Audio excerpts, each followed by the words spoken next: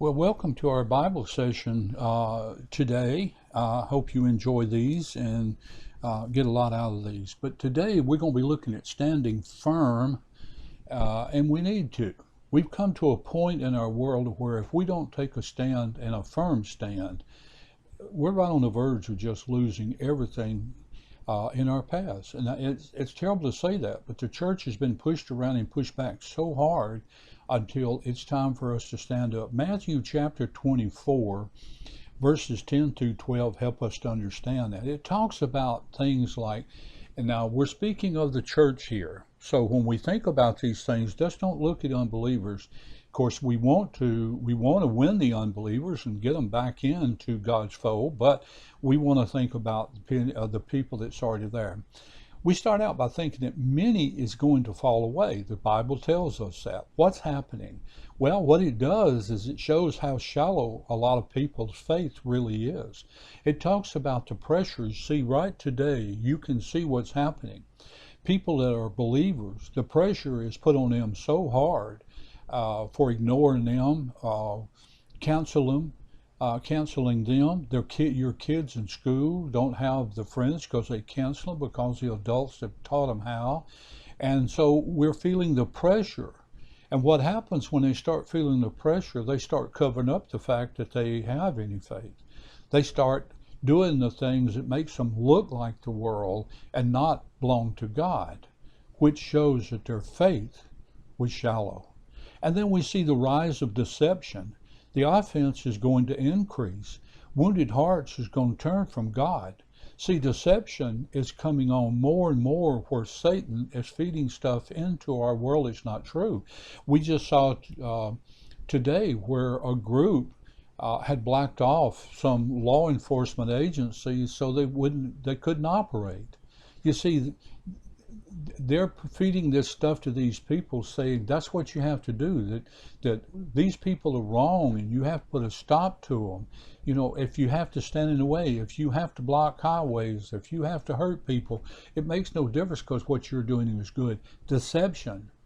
Satan is the best at that, and he's got a world sold on the fact that these are things that they need to be doing. And deception is winning the day because it's not only on, we find that the evil spirits is doing it, but we're finding that human beings are taking that stand in this world and doing it. And then we see the conditions of the world, betrayal and hatred rises. I mean, people will sell you out right now and betray you in a heartbeat for just a little bit of gain. What's in it for me is the type attitude that we're in. And people hate one another. When I go in and see somebody, and it makes no difference, and I'm not taking sides here, I'm just simply saying it makes no difference if it's the right or the left. If the right makes a statement, then the folks on the left want to do everything they can to destroy them with the words that they use. And then those on the left, it's the same way. The ones on the right goes after the ones on the left. It's like humans. And we're not talking about political parties. We're not talking about, I mean, our leaders are bad enough, but I'm talking about average people, even church people. You'd be surprised in churches today how split they are over the difference in the party system in our country. Relationships are collapsing to a point nobody knows anybody anymore. They don't want to know them because they're afraid to.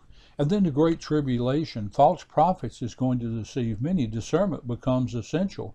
We need to have God's wisdom to know what is correct and what is not. False prophets are leading people. We're seeing it every day. I saw a situation the other day where we had a leader that actually took on a Christian leader, and it was awful to watch this situation to find out that, no offense, but our non-believing leader actually proved and showed where this Christian leader was leading people down the wrong path. It's sad that we're getting to that point. False prophets is going to be the cause of thousands of people going to the pit of fire. And then lawlessness. You know, love grows cold in lawlessness. Spiritual passion fades and lawlessness is increasing. That's what we're seeing. You know, you don't have to agree with what some of our law enforcements are doing. You don't have to agree with your neighbor. You don't have to agree with the person sitting in front of you in a pew in a church. But you don't have to stoop to a lawlessness to make your point better or prove that they're wrong or harm them because they don't agree with you. We need to come to a point where we understand we all have our opinion. Now, my opinion to me may seem like it's right. To you, maybe it seems like it's wrong. But do you hate me because I think mine is right? You know, that's what we're at. Yours is right, and that's the thing. Two people get up there, one says yes, one says no, and the one that says yes hates the one that says no, and the one that says no hates the one that says yes. They end up at each other's throat, and what a scene. Wow. We've gotten to the point where we can't meet in the middle, and the sad part of it is, again, I'm talking about situations in the church. I don't know whether you've been to a business meeting or not lately, but if you ever go to one, brace yourself. Not all of them's out of the way. Don't misunderstand this. A lot of them are good, but there's some, and I've been to some that I just had to get up and leave. I said I can't sit here and listen to people scream at each other, and I'm not going to do it. I won't. We need to get back to doing things. Now, there's a lot of good churches out there. There's a lot of good people out there. Find one. Endurance. Standing firm means enduring. Perseverance is a mark of a true disciple. Look, when we can disagree but come together and love one another and hug one another and shake hands and help that person accomplish what you don't agree with, you don't totally see it, but you will support them and help them accomplishment. That's endurance. That's perseverance. That's a good disciple. And when we take a look at stuff like it, you see endurance is a mark of true discipleship. When Jesus is revealing things, he's standing firm, he's letting us know it's not passive, it's an active perseverance. God supplies strength, believers supply surrender. Endurance is not about perfection, it's about refusing to quit. How believers stand firm and commit to long obedience in the same direction. And then lean on God, not human willpower. Keep eternity in view. Temporary pressure cannot cancel eternal reward. Jesus wants to give you an eternal reward. Will you be willing to accept it? I pray that you do.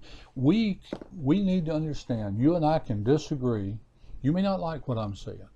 That's up to you. That's okay. I'm not going to get mad at you over it because that's what we're not supposed to do. But don't get mad over me at me for telling you the things that God has put in front of me to say. So let's agree to disagree, but let's still love one another. Can we do that? God bless, and I'll see you next time.